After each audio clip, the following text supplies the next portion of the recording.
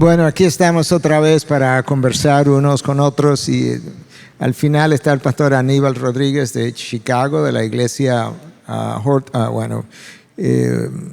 recuerden, la iglesia del pueblo, la hispana, y Wheaton Bible Church. Otto Sánchez, que acaba de predicar acerca de la santidad de Dios, de la iglesia bautista Osama, Sugel, que nos va a predicar esta noche, creo que nos cierra esta noche con el tema acerca de cómo defender, ¿verdad? Hacer una defensa de la Biblia con mansedumbre y reverencia. Cuando nos sentamos aquí, Sugel dijo que estábamos sentados en orden de edad, de lo cual me alegro. Aníbal es más joven, luego Otto, Sugel y yo. Bueno, al revés, yo soy el más joven. Bueno, aquí estamos. Y el tema es poder hablar de nuestro mayor enemigo, que yo no sé lo que está en tu mente cuando pensamos en cuál es tu mayor enemigo, pero te lo voy a ilustrar. Es una historia que yo he usado varias veces en diferentes contextos, de manera que alguno de ustedes probablemente lo ha oído. Es una historia real. Años atrás, en la década de 1940, 50, no recuerdo ahora, G.K. Chesterton leyó en un periódico de Inglaterra un artículo cuyo título era What is wrong with the world? ¿Qué está mal con el mundo? Entonces él decidió responderle al editor y le dice: señor director, con relación a este artículo, ¿qué está mal con el mundo? Firmado Yo Soy, G.K. Chesterton.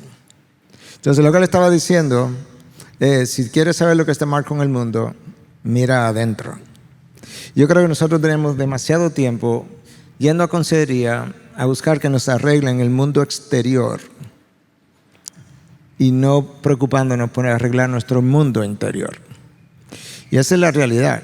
O sea, el mundo está mal, el mundo que nos rodea, porque los habitantes que en él viven tienen algo mal en su interior.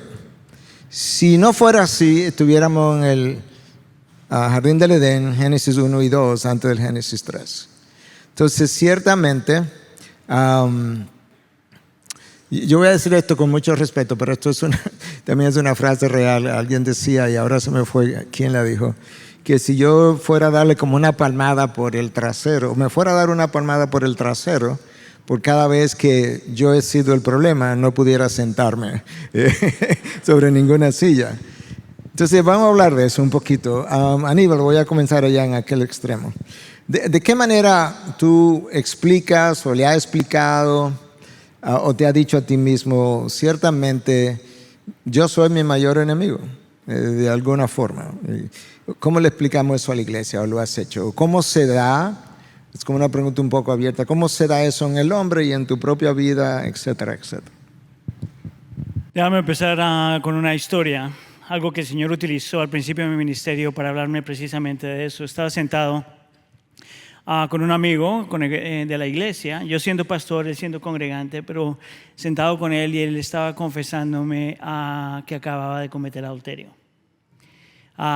Y obviamente como amigo y como pastor me quebrantó el corazón. Una persona que yo conozco, conozco a su esposa, conozco a sus hijos, y en mi cabeza automáticamente lo que yo estoy pensando es cómo este hombre pudo hacer esto. Es un hombre que ha caminado con el Señor, es un hombre que ha sido fiel al Señor, es un hombre que ama a su esposa, ama a sus hijos. ¿Cómo este hombre llegó hasta este lugar? Y en lo que estoy cuestionándolo al hombre en mi mente, hace cuenta como que el Señor puso esta impresión en mi corazón: tú puedes hacer lo mismo. Y en cuestión de segundos la narrativa cambió. Era como: él está haciendo eso, pero yo tengo el potencial de hacer eso. Cuando nosotros hablamos en teología de una depravación total, por lo general no estamos hablando de que somos la peor persona en el mundo. Lo que estamos diciendo es que tenemos el potencial de hacer cosas increíblemente malas. Que cuando la Biblia dice que todo lo malo sale del corazón y que el corazón es más perverso que cualquier otra cosa, ese versículo no está hablando simplemente del mundo caído, está hablando aún del pueblo redimido. La realidad es que nuestro corazón, que somos santos, todavía somos pecadores. Y eso me ha ayudado a mí a entender en el ministerio que mi peor enemigo realmente no es el mundo necesariamente. El mundo es mi enemigo, pero no es mi peor enemigo. No es Satanás. Satanás es mi enemigo, pero no es peor mi enemigo. Que mi peor enemigo siempre soy yo, es en mi corazón. Porque Satanás solo puede utilizar lo que yo ya tengo. Él me tienta con lo que yo ya tengo. Él me ofrece lo que él sabe que es una tentación para mí. Y es lo mismo con el mundo. Hay cosas en el mundo que para mí no son tentación, realmente. Yo utilizo un ejemplo fácil de entender, pero a mí no me gustan mucho las cosas dulces. Disfruto algunas cosas dulces, pero me gusta la comida salada. Es por eso que yo estoy de acuerdo contigo que una de las mejores comidas en el mundo es la comida mexicana. Lo que pasa es que donde quiera que él está, dice lo mismo del país donde está también. Eso era Perdóname. secreto, era secreto. ¿Ves cómo el corazón es más malo que cualquier otra cosa? Entonces yo puedo ir a un lugar donde tienen pasteles y dulces. Realmente eso no es una tentación para mí. Pero tú ponme un pedazo de carne, una papa, eso sí es una tentación. Entonces, para mí aprender a reconocer, no solamente que soy mi peor enemigo, pero aprender a reconocer cuáles son las luchas en mi corazón es extremadamente importante. Otto, para seguir contigo en la misma dirección. Pensando en el yo y cómo es mi peor enemigo, ¿qué te has dicho? ¿Qué le has dicho a tu congregación? Es como la misma pregunta. ¿Cómo tú nos ayudas a pensar en ese peor enemigo? Los reformadores hablaban de que nosotros luchamos contra tres cosas. Tenemos el mundo, que tú mencionabas, tenemos las fuerzas de las tinieblas, o Satanás, y luego está el yo. El problema es que el yo se va a la cama conmigo y se despierta conmigo. Y se va de vacaciones conmigo. Nunca me puedo separar del yo. Entonces, me puedo como aislar mucho del mundo. No puedo salir de él, pero puedo aislarme mucho. Pero no me puedo aislar del yo. Quizás las fuerzas de la tiniebla yo pudiera caminar de una forma que quizás no me ataquen tanto, por así decirlo. Pero el yo siempre está ahí. Entonces, háblanos un poquito de eso, Otto. Bueno, yo creo que es muy oportuno que hablemos de esto, porque a veces queremos disimular que no tenemos luchas, que no tenemos tentaciones, y es algo, creo yo, que hasta cierto punto ridículo, porque una de las grandezas que tiene la Escritura es que no edita las caídas, los pecados, las contradicciones de sus figuras más prominentes. Quizás en cualquier biografía ciertos aspectos de la vida de David no hubieran sido puestos. O la honestidad con la que Pablo habla de sus luchas. Eso me da permiso a mí para yo no venir con una idea de que las personas piensen lo contrario. O sea, realmente creo que cuando hablamos de que nosotros mismos somos nuestros peores enemigos, tenemos de alguna manera u otra la oportunidad de darle esperanza a la gente, porque ve cómo Dios usa vasos de barro y son las formas como Dios nos ve a nosotros, como vasos de barro que se agrietan, se rompen, que muchas veces tiene que rompernos varias veces el alfarero para darnos la forma. El apóstol Pablo nos dice, lo que yo quiero hacer, lo que de manera natural me sale, yo no lo hago, y eso es un ejercicio permanente. Y yo, una vez compartiendo en los desayunos que hacemos allá en IBCJ, le decía, mi peor enemigo lo llevo dentro. Y ya yo lo conozco muy bien, se llama Helio. Y como que me miraron, el primero que me miraste fuiste tú, Sujeni. Como quien dice, ¿quién es Helio? Para ir y fajarme con él porque él me ama tanto. Entonces, ¿quién es Helio? Helio es egoísmo, lujuria, ira y orgullo. Y yo me acuesto con él y me levanto con él. Y la batalla es permanente. Yo me canso, pero él no se cansa. Yo pido tregua, pero Él no me da tregua. Lo único que a Helio se le olvida es que Cristo camina conmigo, es que el Señor está conmigo como poderoso gigante y me defiende. Pero esa lucha es permanente y tengo como norma, y es parte de mi estribillo permanente a la iglesia. Yo no hago lo que quiero, sino lo que es correcto. A veces no siempre sale así, pero por lo menos esa es la lucha que tengo de manera permanente, y le pido a Dios que me siga dando ayuda. Y por eso creo que el hablarlo y tener la amistad que tenemos nos ayuda tanto, porque una confesión a tiempo puede prevenir una caída irreversible. Y yo doy gracias por la amistad que tenemos. Amén. Sujel, yo te he oído hablar de esto en otras ocasiones, no necesariamente desde un púlpito o desde, no el desarrollo de todo un mensaje o sermón, pero en conversaciones de pasillos o en un camerino te he oído hablar de esto también. Y tú tendrás tus propias experiencias y conocimiento. Comparte un poco con todos nosotros cómo tú ves esa lucha y el problema de ese yo que llevo dentro. Déjame conectar con lo que dijo Aníbal al principio. Santiago dice, cada uno es tentado cuando de su propia concupiscencia es atraído y seducido. Yo no sé cuántas veces yo he oído personas que dicen, fulano de tal saca lo peor de mí. Pero no olvides que eso que fulano o fulana saca de ti está en ti. Tú no necesitas a que esté esa persona ahí para sacar eso de ti, porque es que tú eres tentado cuando de tu propia concupiscencia eres atraído y seducido. Y una cosa que yo le he dicho a nuestra iglesia, y tal vez es eso a lo que te referías, Miguel, es que a veces yo de broma he dicho, la oveja, y no es de broma, es real, la oveja más difícil de nuestra iglesia, con la que el ministerio pastoral se me vuelve tan cuesta arriba, soy yo mismo, porque yo tengo que lidiar con esa oveja 24/7, como decía Otto ahora. Si yo tengo eso presente en mi mente, probablemente tendría menos problema con los demás, porque aunque nosotros sabemos que somos pecadores, aunque Cristo dice explícitamente, mira, saca la viga que está en tu ojo para que puedas tener la delicadeza necesaria y sacar la paja del ojo de tu hermano sin hacerle daño, aunque por experiencia sabemos que hay mucho pecado en nosotros, es increíble el sentimiento de superioridad con el que nosotros vamos por la vida. Y nos vamos ofendiendo porque sentimos que el otro es peor que yo. Mira, mi hermano, mi hermana, Pablo, el apóstol Pablo dice que Cristo vino al mundo a salvar a pecadores, de los cuales yo soy el primero. Tú tienes que pensar lo mismo y yo también. ¿Sabes por qué?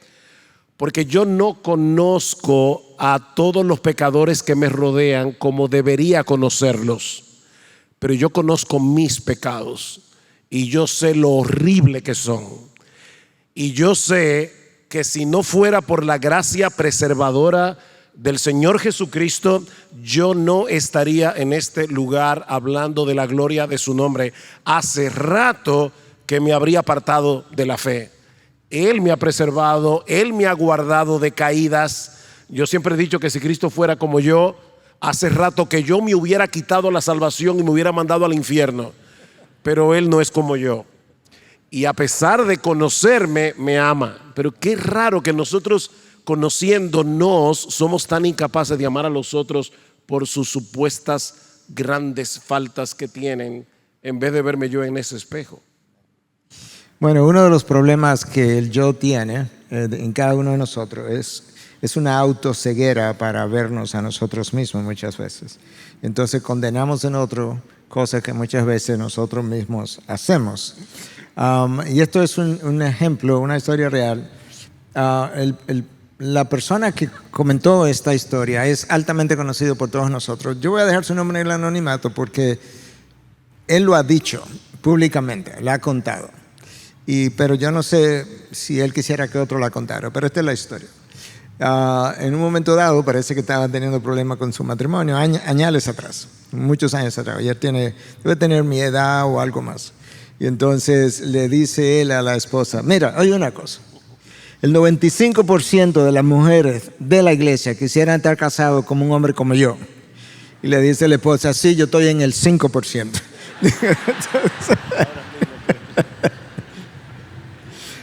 Entonces tú puedes ver hasta dónde uno puede ser cegado por su propio pecado, y ese es el problema. El corazón es engañoso. ¿Quién puede curarlo, verdad? Decía Dios a través de Jeremías. De ese yo que nos causa problema, quizás sea bueno hablar un poquito del rol de la mente, de las emociones, porque al final la batalla se da en tu mente. O sea, no hay nada que yo haga sin pensarlo primero, incluyendo las preguntas que estamos haciendo, la historia que contamos o cualquier otra cosa. Yo tengo que procesar eso. Y el apóstol Pablo nos dejó dicho en Romanos 12, ¿verdad?, que nosotros debiéramos presentar nuestros cuerpos como sacrificio vivo, santo a nuestro Señor, y ese es nuestro culto racional. Pero inmediatamente después nos dice que no se dejen transformar por las corrientes de este mundo, por los patrones, los estilos de vida de este mundo, sino que nos transformemos, seamos transformados. De hecho, esa es la palabra, es una voz pasiva, sean transformados. Yo no me puedo transformar, Dios me transforma por medio de la renovación de nuestra mente. Y la razón de eso es que ese es el campo de batalla realmente. Ahí donde nosotros pensamos que fulano me ofendió, que fulano es peor, que me irrespetó, no queremos perdonar, una serie de cosas que nos decimos a nosotros mismos. Y el problema es que yo hablaba con el pastor Luis Cepeda, muchos de ustedes ya saben quién es, ¿verdad? Es parte de este evento también. Y le decía que nosotros nos oímos muchos las conversaciones, pero nos hablamos poco. Y cuando yo digo, eso parece como contradictorio. ¿Cómo es que yo me oigo mucho, pero me hablo poco? Bueno, me oigo mucho en cuanto a, déjame pensar en mi esposa. Katy me ofendió, me dijo, no debía hacerlo, cualquier otra cosa. Ahí me estoy oyendo mucho. Pero me hablo poco en decirme, sí, pero esa fue la esposa que Dios me dio. Esa es la mujer que Dios entiende mejor te conviene para formar en ti la imagen de Cristo. Es hablarme verdad. Y todo eso radica en mi mente. Ahora, esa mente es expuesta continuamente a una serie de impulsos externos. Y de ahí que la palabra de Dios me manda a guardar mi corazón, que a veces la palabra habla de corazón, pero implica la misma mente. Porque mi mente toma forma de lo que oye, de lo que ve, de lo que se expone. En inglés se dice garbage in, garbage out. O sea, basura para adentro, basura para afuera. Y yo creo que vale la pena que hablemos un poquito de cómo cuidar esa mente, cuál es el rol de la mente precisamente en esta lucha con el yo, y algunas recomendaciones para transformar la mente, como Pablo nos dice en Romanos 12. Cualquiera de ustedes que quiera comenzar y hablarnos. Nosotros aprendemos y repetimos lo que tú dices. Que empiece el más guapo. La palabra del Señor dice que nosotros debemos amar a Dios con todo el corazón, con todas nuestras fuerzas, con toda nuestra mente. Dios debe ocupar el lugar central de nuestro corazón, y ese diálogo interno del que tú hablas debe comenzar precisamente con Dios. Es muy famosa la manera como Calvino comienza sus famosas instituciones de la religión cristiana, porque él dice que la verdadera sabiduría, que se puede llamar sabiduría, consiste en dos cosas: en conocer a Dios y en conocerte a ti mismo. Pero él lo dice en el sentido de que cuando tú conoces a Dios, tienes una correcta perspectiva acerca de ti mismo. Porque el problema es que en nuestro diálogo interno, nosotros somos nuestros héroes. Nosotros vivimos hablándonos de lo maravilloso que somos. Vivimos recreando en nuestra mente lo que hicimos bien. Cuando yo miro a Dios y tengo mi mente centrada en Dios, tengo una clara perspectiva de lo limitado que soy, de lo débil que soy, de lo pecaminoso que soy. Y en ese diálogo interno, como tú decías, cuando tienes un conflicto con alguien y comienzas a recrear en tu mente lo que pasó, y entonces dices, wow, qué injusta fue esta persona y qué orgulloso fue y mira cómo me maltrató. Yo no estoy teniendo un diálogo interno correcto, porque si yo miro primeramente a Dios, voy a decir, ¿sabes qué? Si bien es cierto que tal vez esa persona me maltrató, y si bien es cierto que tal vez esa persona en este momento me está juzgando mal, lo cierto es que yo soy 1000 veces peor de lo que esa persona cree de mí. Y yo lo veo cuando miro primero a Dios. Así que en ese diálogo interno es más importante lo que tú piensas acerca de Dios y luego entonces lo que tú piensas acerca de ti. No lo olvides nunca, porque entonces vas a creer que tú eres una fantástica persona que en realidad tú no eres. Y eso te va a traer un montón de problemas. Quien no le da mente a este tema lo va a lamentar muy fuerte. Y realmente nosotros tenemos que estar conscientes de quiénes somos en Cristo. Yo creo que pensar en nuestra identidad en Cristo, en quien yo soy, me va a ayudar a poder procesar los estímulos que recibo. ¿Por qué? Porque si yo sé que soy un hijo de Dios, yo tengo que comportarme como tal, tengo la mente de Cristo. El doctor Martin Lloyd Jones decía que el alma humana estaba compuesta por mente, corazón y voluntad. Yo recibo estímulos constantemente, pero estos estímulos yo tengo que procesarlo en mi mente, yo tengo que ver cómo eso está de acuerdo a lo que es la normativa de Dios.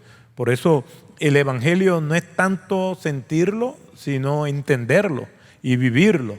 Y yo tengo que tener la mente de Cristo y vivir con esa claridad de la mente de Cristo, alimentándome de su palabra. Dios revela su carácter, su voluntad, lo que Él es, lo que Él quiere para mí, su voluntad general. E incluso, como decía John Stott, su voluntad particular, que es un poco más complicada porque es algo que Dios quiere para mí. Pues eso yo tengo que razonarlo a la luz de la Escritura. O sea que hablar de la mente de Cristo al margen de darle la espalda a la Escritura es una contradicción. Yo voy a conocer quién soy yo, cómo debo de pensar, como le escribe el apóstol Pablo a los filipenses en el capítulo 4, todo lo justo, todo lo honesto, todo lo puro, todo lo que dé es de buen nombre, si hay virtud alguna, en esto pensad. O sea que tiene que ser algo intencional, puesto que tengo la mente de Cristo, yo sé quién yo soy en Cristo y a la vez sé quién no soy en Él, o quién yo no soy.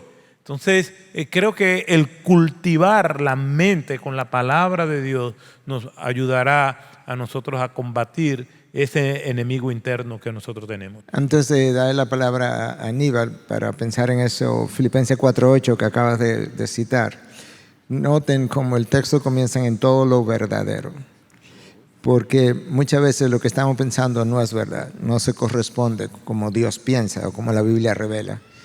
Y otras veces estamos especulando cosas que tampoco son ciertas, son meras especulaciones de lo que el otro, por qué lo hizo, por qué no lo hizo, etcétera, etcétera. Entonces a mí me ha guardado mucho, y mi esposa está ahí, que con frecuencia nos hemos citado a Filipenses 4:8 de adelante para atrás, todo lo verdadero. Sí, pero tú estás especulando, de manera que tú recuerdes que es dejarlo en el ámbito de la especulación. Porque si no lo sabes a ciencia cierta, no necesariamente es verdad. Y yo creo que eso es importante. Y hablando de lo, como tú comenzabas, Suel, citando a Calvino, no para contradecir en la más mínima, pero Calvino decía ahí mismo, primero tiene que ascender a ver a Dios y luego tiene que descender para entonces verte a ti. Ahí está donde está la verdadera sabiduría.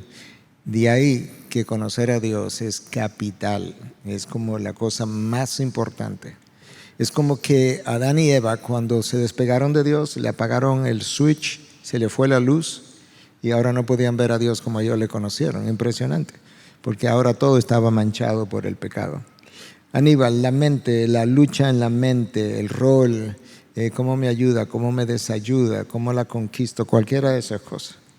Tomando lo que estabas hablando de Martin Lloyd Jones, haciendo esta conexión entre la mente, el corazón y la voluntad. Y haciendo una conexión, lo que estabas haciendo en referencia a Génesis capítulo 3 con la caída. Es bien interesante que es casi un patrón que encontramos en la Escritura. Es por eso que hay tantas referencias acerca de poner la mente en las cosas de arriba, el saber pensar realmente, bíblicamente. De la forma que por ejemplo, yo lo he aprendido, yo lo explico, es lo que está transformando tu mente, influencia tu corazón. Y lo que influencia tu corazón termina influenciando tu voluntad. Lo que tienes en la mente mueve tus afectos. Y lo que abrazan tus afectos influencian tu voluntad. Entonces es muy difícil para alguien realmente vivir en santidad, querer vivir en santidad, poder aún ver, reconocer el pecado a la luz de quién es Dios y la que la Escritura dice, a menos de que la mente esté siendo renovada. Es parte de lo que yo voy a hablar mañana en mi plenaria, pero la idea de nosotros aprender a pensar bíblicamente tiene consecuencias trascendentales en realidad, porque lo que está aquí afecta a nuestro corazón realmente. Es imposible desde el punto de vista realmente esperar que nuestra voluntad se someta a Dios si no empieza con la cabeza. Es imposible realmente amar al Señor por encima de todas las cosas si no empieza con la cabeza. Que es bien interesante que cuando nosotros hablamos de amar al Señor con la cabeza, con la mente, como que no tiene sentido. Porque por lo menos en nuestra cultura en este tiempo nosotros amamos al Señor con las emociones. Yo quisiera argumentar que las emociones se tienen que someter a las realidades objetivas de quien Dios es. Y si tenemos esa realidad objetiva en nuestra mente, entonces vamos a poder amar al Señor realmente con nuestras emociones y también con nuestra voluntad. No hay forma de hacerlo de otra forma diferente. Bueno, afirmando eso, Pablo le escribe a los Corintios y les dice que tenemos que someter todo pensamiento que se levanta contra el conocimiento de Dios, someterlo a los pies de Cristo. Entonces mis emociones forman parte de esos pensamientos que yo tengo que someter a los pies de Cristo en su señorío.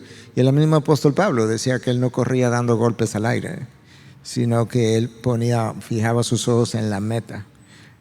Y disciplinaba su cuerpo. Él dice, yo golpeo mi cuerpo. Es una forma de decirlo, disciplino. Porque ese es uno de los problemas. La carne no es regenerada al momento que yo nazco de nuevo.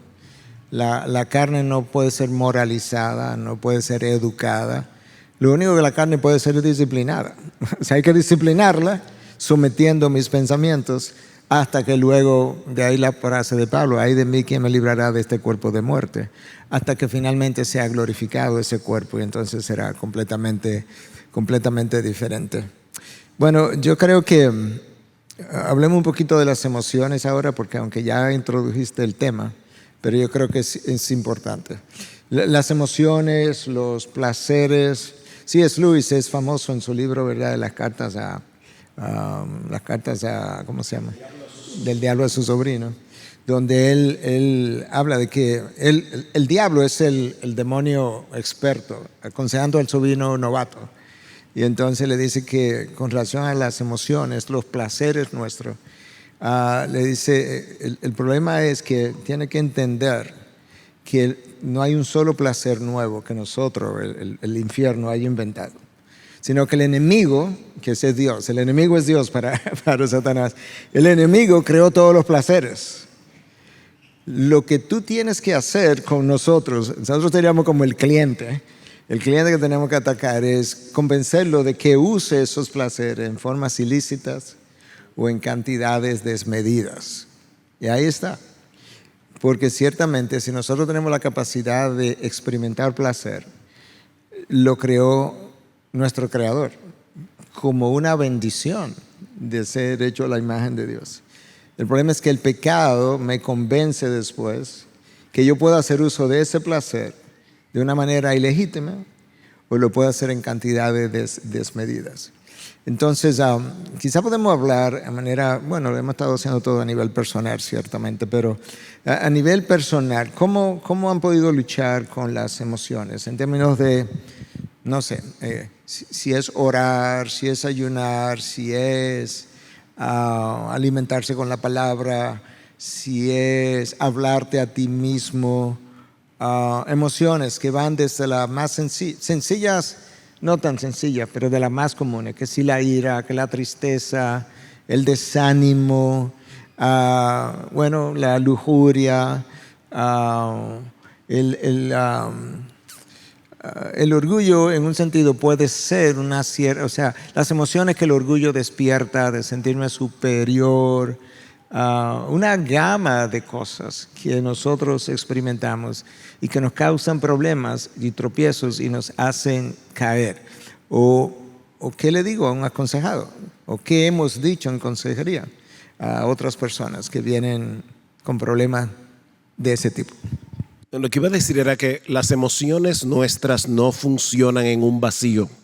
Y otra vez tenemos que volver al tema del diálogo interior. En el Salmo 42, el salmista dice en 2 ocasiones, y lo repite en el 43, ¿por qué te abates, oh alma mía, y te turbas dentro de mí? Espera en Dios, porque aún he de alabarle. Aquí tenemos una emoción. Aquí tenemos a un hombre que está turbado, probablemente tiene ansiedad, tiene temor, y de repente este hombre se detiene y se habla a sí mismo. Ese diálogo interior es supremamente importante, y él se pregunta, alma mía, déjame hacerte una pregunta, ¿por qué te abates? ¿Por qué estás turbado? ¿Es acaso porque Dios perdió el control del universo? ¿Es acaso porque Dios dejó de ser bueno? ¿Es acaso porque esa persona que tú la estás viendo ahora mismo como una amenaza de repente se ha vuelto más grande que Dios? ¿Es acaso porque ahora el diablo es el que ha tomado el control de las cosas? ¿El diablo es soberano y no Dios? Siempre recuerdo esa famosa historia de Lutero, cuando estaba muy abatido en un momento dado en que la reforma, las cosas no estaban caminando bien, y su esposa, Catalina von Bora, se viste de luto. Y cuando Lutero llega a la casa y ve a Katy, como él le llamaba, mi Katy, la ve vestida de luto, le dice, ¿quién se ha muerto? Y Catalina le dice muy sabiamente, se murió Dios. Y entonces Lutero obviamente reacciona y dice, pero mujer, ¿cómo tú puedes decir que Dios ha muerto? Y entonces ella le dice, entonces si Dios no ha muerto, ¿por qué tú estás así? Y ahí viene el punto del diálogo interior. O sea, ¿por qué te abates, oh alma mía? ¿Por qué te turbas dentro de mí? Esa emoción que el salmista estaba sintiendo era el producto de una forma equivocada de pensar. Y lo mismo podemos decir de cualquier otro tipo de emoción. Las emociones no se despiertan porque sí. Las emociones pasan por un proceso. Claro que hay emociones que se despiertan instantáneamente, pero también tienen una explicación. Si a medianoche, a las 3 de la mañana, de repente yo escucho un estruendo en la sala de mi casa, yo no tengo tiempo ni siquiera para pensar, es posible que haya entrado un ladrón y mi familia ahora mismo corre peligro. No, inmediatamente mi corazón comienza a palpitar. Esas son emociones que se levantan de manera inmediata. Pero ahí entonces yo debo volver en sí, volver al diálogo interior y decir, bueno, déjame ver qué pasó, qué hago, porque puede ser que no sea ningún ladrón. De hecho, la mayoría de las veces no es ningún ladrón. Y yo me estoy atormentando por algo que no es verdadero. Aquí de nuevo conecta Filipenses capítulo 4. Eso no es real, no es verdadero. Y si mañana entonces, o sea, yo comienzo a tener un diálogo donde yo creo una catástrofe en mi mente. Y cuando yo creo una catástrofe en mi mente, mis emociones serán catastróficas. Bueno, pienso que hay emociones que son reacciones espontáneas. Si de repente vienen hombres armados acá y dice, ¿cuáles son los pastores principales que lo vamos a... Yo digo Otto. Te me adelantaste.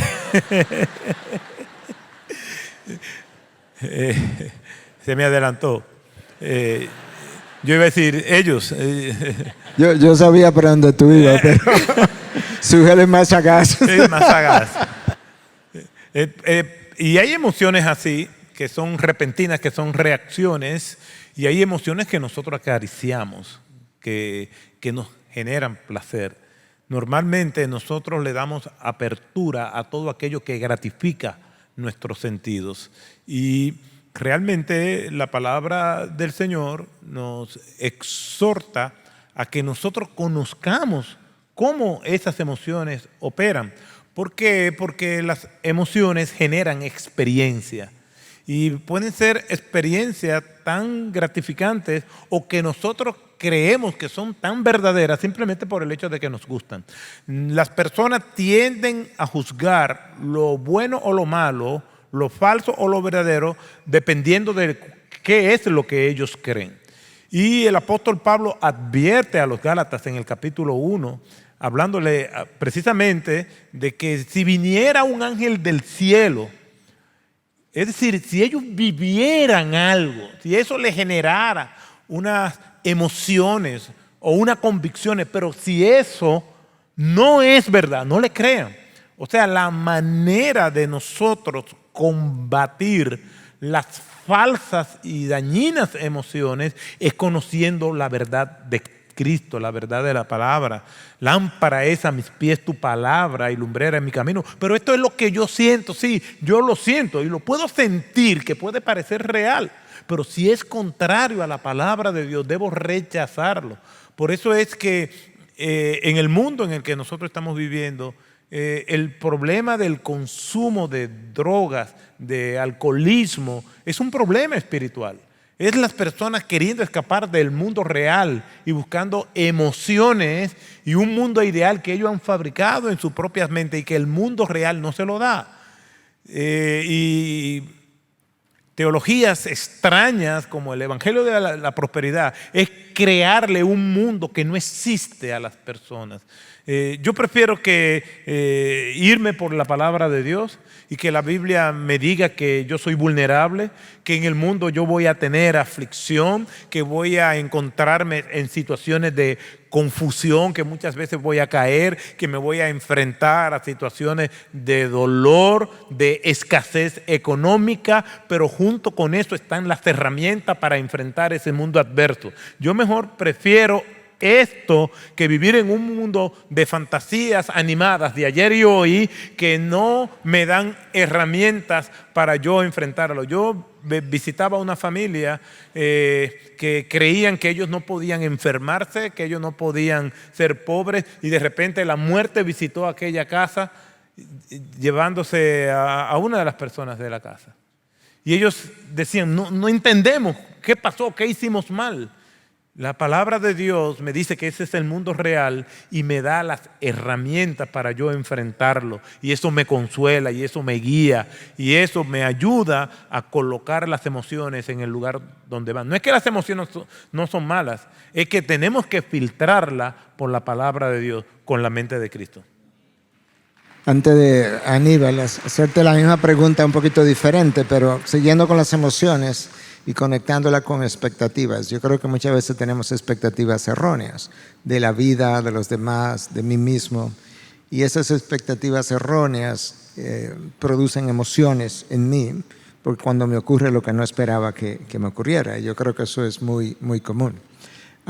Sujel, tú mencionabas, para conectar algo, tú decías, sí, ya al cierre de tu participación, que si creo algo en mi mente, terminó siendo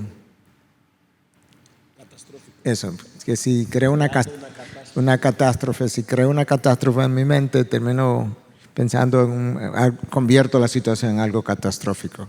Alguien decía, no drama, no trauma.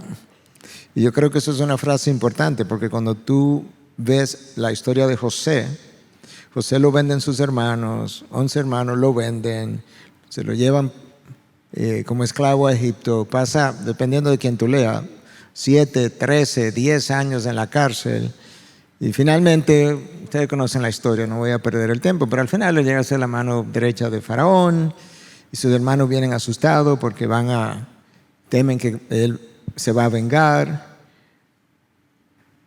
Y mira lo que José dice, no, tranquilo, es que ustedes no fueron los que me enviaron aquí, fue Dios.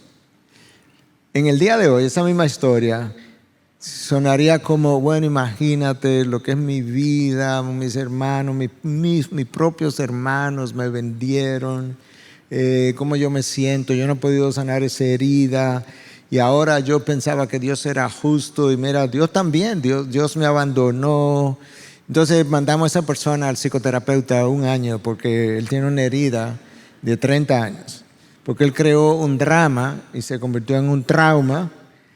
Y como Dios se había muerto, por así decirlo, Dios no estaba en nada de eso. Entonces hablemos un poquito porque en nuestra generación, una generación como que no le gusta reflexionar. Se ha hablado de que hay una epidemia del narcisismo. De hecho, ese libro se escribió hace 10 años, 2010 se escribió el libro La epidemia narcisista. Yo me merezco o no me merezco. ¿Cómo lidiamos con esa generación y todo este síndrome? Porque estamos creando traumas innecesarios, sobre todo en creyentes, cuando en realidad sí no vamos a quitar que no fuera un trauma, pero eso tiene una forma de ser lidiado y sanar. Hablemos un poquito de eso. Hay 2 palabras que se vienen en mente. Una la mencionamos antes en la preconferencia, la palabra meditar, la importancia de la palabra meditar, que en el original es más bien como rumiar, entiendo yo. Es lo que hace una vaca. Come y a las 2 horas está masticando. Y es un ejercicio constante de estar masticando, ¿verdad? La otra palabra que se me viene a mente, que Pablo utiliza mucho, y es una palabra que también la vemos, por ejemplo, en Testimonio de María, es la palabra considerar, que es como hacer un cálculo. Es lo que haría una persona que trabaja con números, ¿verdad? Es cuando empieza a poner las cosas en orden y empieza a decir, bueno, esto pasó y esto aquí. Lo que yo siento que ha pasado con esta generación que estás mencionando es que saben meditar y saben calcular, pero solo meditan y calculan en una esfera de la vida. Tú ves, por ejemplo, mucho en donde yo estoy, nosotros lidiamos mucho con generación joven, pasando por situaciones así, precisamente. Entonces pasa una situación, vamos a poner la palabra que se utiliza, es traumático, que ahora de por sí tengo problema con la palabra porque todo es traumático, ¿verdad? Pero entonces pasan por situaciones traumáticas y están rumiando en esa situación traumática por horas y momentos y semanas y se juntan con sus amigos a rumiar en la misma situación traumática. Oh, mira lo que te hizo otro, se está burlando de su gel pobrecito, cómo se va a sentir. Y empiezan los tres hermanos de Dominicana, están luchando, rumiando bajo la misma lucha y dolor. Y uno creo que tiene que tener cuidado de no minimizar la lucha, el dolor, lo que está pasando. Pero a la misma vez, de la única forma que tú sales ahí es cuando empiezas a rumiar en algo más y empiezas a tomar en cuenta algo más. Y te das cuenta, el libro de los Salmos, por ejemplo, de lo que yo sé, con excepción de un salmo, en estos salmos que tienen que ver con lamentaciones, tú tienes, yo lo escribo, es como una curva. Bajas, reconoce la realidad de lo que estás pasando, lo que te hicieron, lo que dijeron, lo reconoce. Eres honesto con la realidad de tu trauma. Pero el salmista nunca se queda ahí. Siempre mira para arriba. Siempre se recuerda quién es Dios, cómo es Dios, lo que ha hecho Dios, lo que puede hacer Dios, lo que va a prometer Dios. Siempre encuentras ese patrón. Tanto así que, por ejemplo, en mi tiempo devocional yo leo un salmo todos los días. En cada salmo que encuentro eso, yo hago la misma figura. Mira cómo bajó y mira cómo subió. Es honestidad con el dolor, la lucha, lo que estás pasando. Pero a la misma vez yo no me puedo quedar rumiando en eso, porque en aquello en lo que yo estoy meditando, aquello en lo que yo estoy rumiando, se vuelve parte de mi realidad, como si Dios no existiera, lo que estaba mencionando antes. Entonces yo creo que aparte de lo que hay que enseñar a la iglesia y nosotros tenemos que aprender a practicar como nosotros mismos, es que hay algo en nuestra humanidad y Dios permite, por ejemplo en el libro de los Salmos, que nosotros podamos reconocer qué es lo que estamos sintiendo, por qué lo estamos sintiendo. Pero nunca nuestras emociones son los mejores consejeros. Por eso es que no nos podemos quedar ahí. Por eso tenemos que subir una vez más y mirar quién es Dios, cómo es Dios, lo que ha dicho, lo que no ha dicho, lo que promete y viceversa. La práctica, la disciplina espiritual de calcular, de meditar, de rumiar es extremadamente importante, especialmente en esta generación. ¿Puedo añadir algo? Dios, qué bueno que tú mencionaste eso, Aníbal, porque Dios nos dio una cabeza para pensar, nos dio una voluntad para decidir y nos dio sentimientos. Pero el tren debe funcionar de esa manera. El vagón que mueve el tren debe ser la cabeza, es el intelecto, es la mente. Más que el intelecto, es todo lo que tiene que ver con la vida mental. A partir de lo que yo conozco a través de la palabra, yo debo tomar decisiones. Y cuando yo decido lo correcto, entonces voy a sentir lo que es correcto. Uno de los grandes problemas de esta generación es que el vagón que está moviendo el tren es las emociones. Y tú oyes a un montón de personas que tú le dices, ¿por qué no hiciste tal cosa? Porque yo no me sentía que debía hacerlo. O yo no soy un hipócrita. Hay personas que creen que actuar en contra de tus emociones es hipocresía. No. Mi hermano, si tú obedeces a Dios, aún en contra de lo que estás sintiendo en ese momento, eso no es hipocresía, eso es obediencia. Yo no tengo deseos de ir a la iglesia. ¿Qué hago? Ve a la iglesia sin sentimiento y pídele al Señor en el camino que te ayude y alinee su sentimiento con su gloria, y pídele perdón. Señor, perdóname porque yo no tengo deseos de ir a la iglesia, pero ¿sabes qué? Tú dices que yo no debo dejar de congregarme como algunos tienen por costumbre, así que yo voy a ir a la iglesia y ayúdame tú en el camino a sentir lo correcto. Pero la razón, me fui por otro lado yo. La razón por la que te pedí esta adendum aquí es porque me acordé de Pablo en 2 Corintios 11 y 12. Pablo tiene todo un currículum de sufrimiento en 2 Corintios 11. Yo no creo que nadie aquí haya sufrido ni la 10ª parte de lo que Pablo describe aquí. No quiero leer el texto porque es largo, pero si lo lees en casa te vas a dar cuenta que la palabra peligro, peligro, peligro, peligro aparece unas 12 veces en el texto. Pablo tenía un aguijón en su carne. O sea, encima de todo lo malo que le habían hecho, Pablo tenía un aguijón en su carne. Pablo le pide al Señor que se lo quite. El Señor le dice, bástate mi gracia, mi poder se perfecciona en la debilidad. Y aquí está la forma correcta de pensar. Versículo 10. Por eso me complazco en las debilidades. ¿Qué? O sea, Pablo, perdóname, tú estás diciendo que tú te gozas, te complaces en las debilidades, y no tienen qué debilidades, en insultos, en privaciones, en persecuciones, en angustias. Y aquí viene la palabra clave, la frase clave: por amor a Cristo, porque cuando soy débil, entonces soy fuerte. Pablo está diciendo todos esos dramas que a algunas personas les producen traumas, yo me complazco en esas cosas porque Dios las está usando para hacerme ver lo débil que soy, y al final de cuentas el poder de Dios se está perfeccionando en mi debilidad. Y como yo amo a Cristo, yo quiero que sea Cristo el que sea glorificado y no yo. Entonces, por amor a Cristo es que yo me complazco en las debilidades, porque yo quiero que Cristo brille, yo creo que Cristo sea exaltado, y cuando la gente me vea no piense en el gran apóstol Pablo, sino que piense en el gran Cristo que el débil Pablo predicaba. Amén. Miguel, Amén. Que yo quería decir con relación a eso, y conectándolo con lo que decía Sugel, que las personas tienden a decir, no, yo no soy hipócrita. Yo no puedo perdonarlo porque yo no siento perdonarlo, porque yo no puedo perdonarlo porque yo no lo siento. O sea, se están dejando llevar de sus emociones. No es hipocresía cuando lo que nosotros estamos haciendo es correcto. Si es correcto, no es hipocresía, y como tú decías, es obediencia.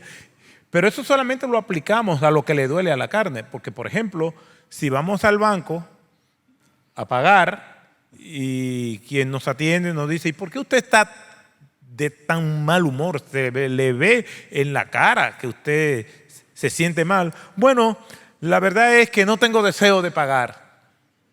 Y en el banco le van a decir, bueno, nosotros no aceptamos eso. Usted tiene que pagar de buen humor, de buena gana, para nosotros recibir el pago. No funciona así, ¿verdad que no? Dicen, bueno, lo siento, no me importa que esté de mal humor. Tiene que pagar, porque es lo correcto. Y eso es lo que nosotros tenemos que aplicar a todo lo que es correcto. No le creas a tu mente, porque engañoso y perverso es el corazón más que todas las cosas. Cree la verdad bíblica. Pero eso es típico, la joven de la iglesia que viene, eso yo no sé cuántas veces me ha pasado como pastor, y me dice, pastor, necesito un consejo. Mira, acabo de conocer a un chico en la universidad. El tipo es fantástico, es caballeroso, es, bueno, aparte de todo, buen mozo. El único problemita es que no es creyente. Yo usualmente le digo a esta persona, mira, y me dice, yo me siento confundida, pastor. Y yo siempre le digo, mira, mi hermana joven, ¿verdad? Dicen, parece cristiano. Parece, sí.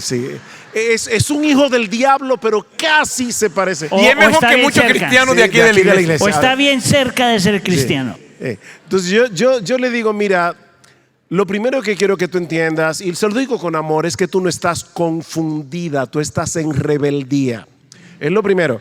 Porque cuando yo tengo dos caminos que son correctos y yo no sé cuál de los dos correctos tomar, yo estoy confundido.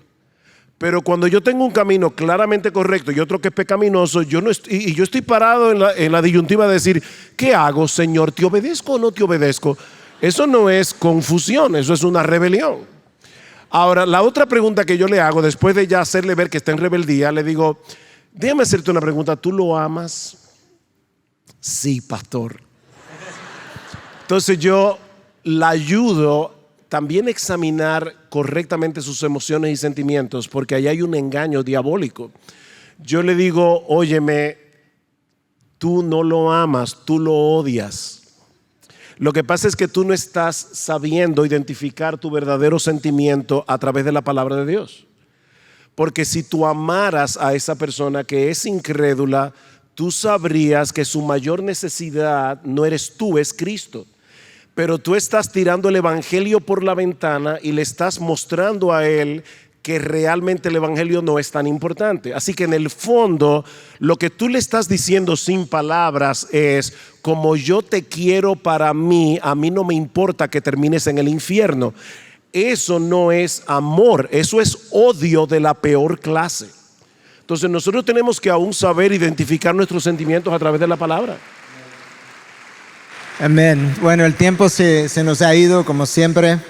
Nos quedan unos minutos, pero la realidad es que estamos atrasados con el tiempo y tenemos microeventos que siguen, de manera que vamos a ir cerrando aquí, pero un par de comentarios de cierre y básicamente es comentando sobre lo que ya Sujel y Otto mencionaban, pero pensando en lo que decía de la persona que dice no quiero ir a la iglesia porque no tengo el deseo, y a veces me han hecho preguntas así. Y, pastor, cuando uno se siente así, ¿qué hace? ¿Va a la iglesia o no va a la iglesia? Yo le digo, bueno, haz lo mismo que tú haces cuando te levantas y no te sientes con ganas de ir al trabajo.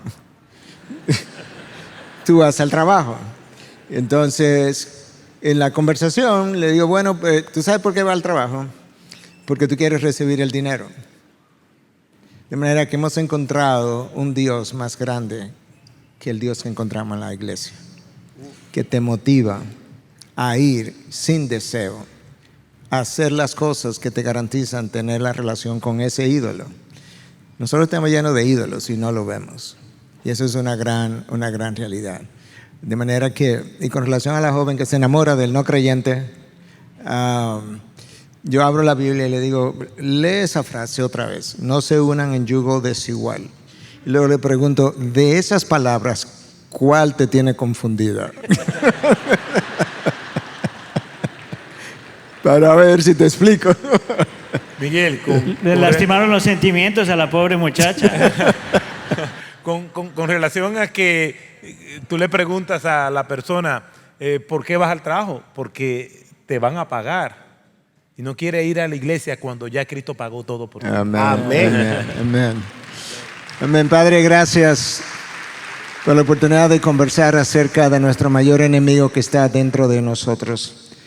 Y tú lo sabías también, Cristo, que tú dijiste a tus discípulos y para nosotros también, si alguno quiere venir en pos de mí, si quiere, que muera a sí mismo, que mate su yo, que mate a su peor enemigo, que luego tome su cruz y me siga. Ayúdanos a recordar eso todos los días en la mañana, porque yo necesito morir a mí mismo todos los días para que Cristo reine y sea mi Señor en todas las áreas de mi vida. En tu nombre, Jesús. Amén. Que Dios les bendiga.